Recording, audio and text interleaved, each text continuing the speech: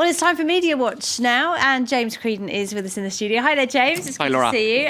We're going to talk about a pretty shocking story that happened right on our doorstep today here in Paris. Kim Kardashian, if you don't know who she is, of course, a US reality TV star. If you don't know who she is, you're living under a rock, because she usually comes to you, whether you want it or not, in some social media form. Now, she had a terrible time. She came here for Paris Fashion Week, That's right. and she ended up being tied up to furniture with a gun pointed at her head in her luxury apartments. Another very audacious jewellery heist. That's right. And it's indeed there have been several of them in the last few years that have got a lot of media attention. So it's gone all around the world. It's headlines everywhere. Very bad press for Paris, which is just trying to kind of re-establish a sense that, you know, it's not a dangerous place to come on your holidays, for example.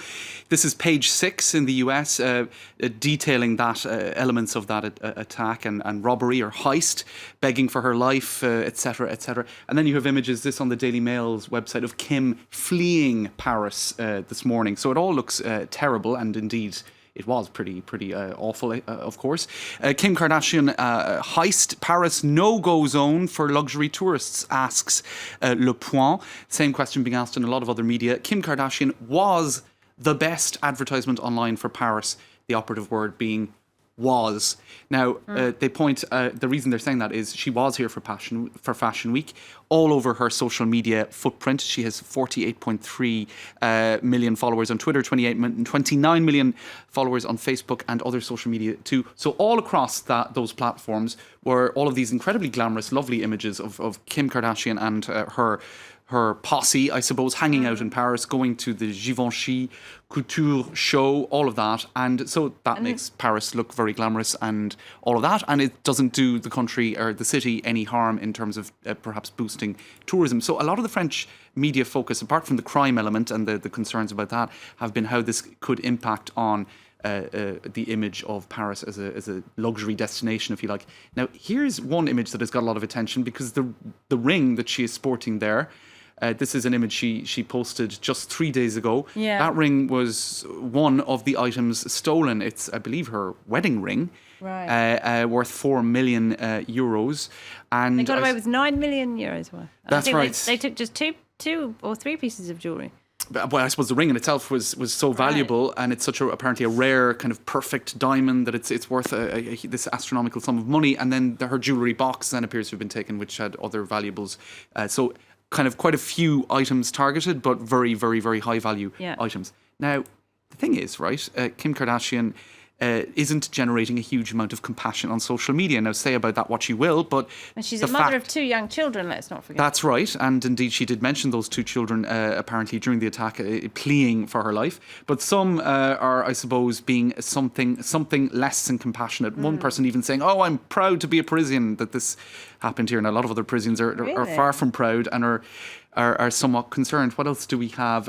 Bring back my jewels. I'm not sure that's altogether compassionate or you know, that there's that much sympathy being expressed there. Someone else saying, well, I suppose warning against those sort of reactions, saying you should never express any sort of joy when a woman has been attacked. Never, under any pretext. End of story. Any woman or man. That's right. Now, there were some political reactions too. Philippe Poutou, who is a not very well-known French politician, saying this should make us think about the redistribution of wealth. Thanks for that. And another person saying it appears the GDP of Somalia was stolen overnight. Anyway, look, I suppose her social media footprint is quite bling-bling, so some people not being too sympathetic, even though perhaps they should think about the broader questions that it poses. Now, politicians have been reacting as well. The former candidate for the city, for the mayor of Paris, Nathalie Kosciusko-Morizet, known as NKM, she tackled the mayor of Paris, Anne Hidalgo, saying, you know, what's being done here? I mean, this is a very this is a lot of concern about law and order. Well, it's extremely whatnot. damaging to a city that has already lost an awful lot of tourists because of it, because of course, the terrorist attacks. As I say, this is not the first major jewellery heist either, is it? That's right. This is a headline. Speaking of other jewellery heists, that was only, I think, a month ago. A wealthy Qatari who had his $100,000 watch ripped off his wrist, and there was a very high-profile incident as well, where a convoy of a Saudi prince was also there was a heist there in the north of Paris with a lot of money taken as well. So that's going back a couple of years though, but there have been quite a few incidents like that. The thing is, I suppose, walking around the streets of Paris, people don't have firearms. Petty crime isn't as much of an issue as it might be in other cities. There have been these high-profile terror attacks, and now this high-profile sort of heist. But I would say, I don't know. I'm not sure if Paris is walking down the street as dangerous as many other cities in the world. So, but certainly, Caracas. Right.